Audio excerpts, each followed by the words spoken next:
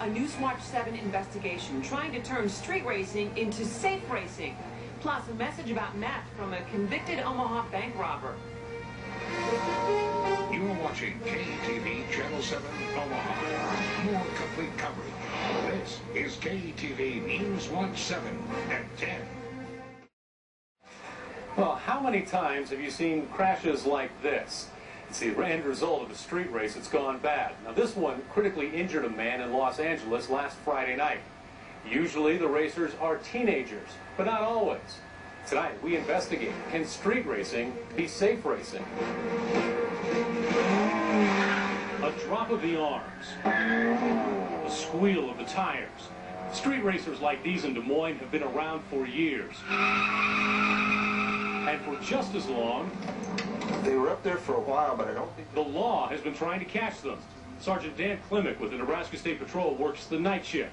He says the racers usually meet in parking lots around 1 in the morning and then decide where they want to go race. On this early Saturday morning, we ride with him. First pack is getting with it.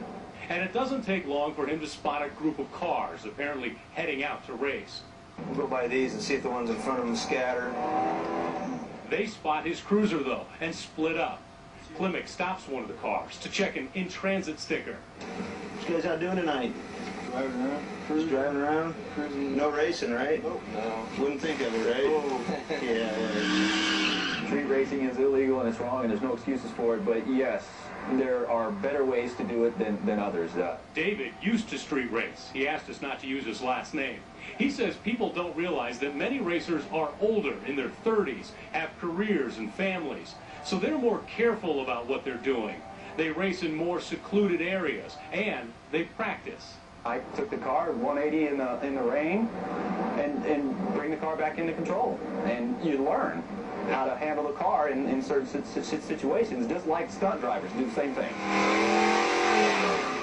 David calls street racing a passion, bordering on addiction.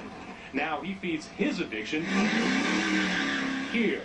Every week, the Mid-America Motorplex in Pacific Junction, Iowa, hosts what it calls Friday night street racing on its drag strip.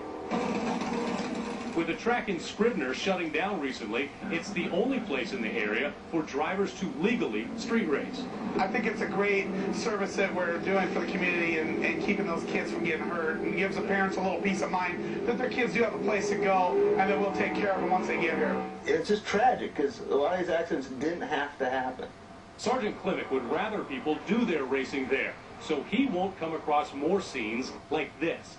These are patrol photos of a crash in Omaha this winter on the Interstate 80 480 overpass. 3 cars were racing here. The white one spun out of control, nearly went over the barrier. You can see the scrape marks just inches from the top.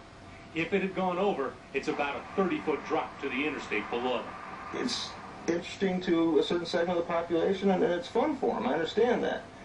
Just take it where it's safe. Safe for them, safe for everybody else, too.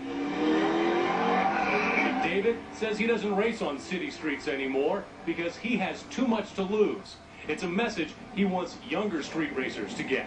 It's not a video game. You know, there is no reset button. You don't have a life bar that just gets degraded as you start to do stupid things. One bad move and it's all over with. Your mom and dad are going to miss you. And one thing I'm hearing that might help cut down the number of illegal street racers, having a longer race strip in the area. The one you saw in Pacific Junction is 1/8 of a mile, but street racers have told me that bragging rights are based on 1/4 mile. They say if there was a longer strip, they'd be more likely to go there rather than risk getting a ticket. No one ever mentioned being worried about crashing. Mid-America Motorplex is considering expanding to meet that need.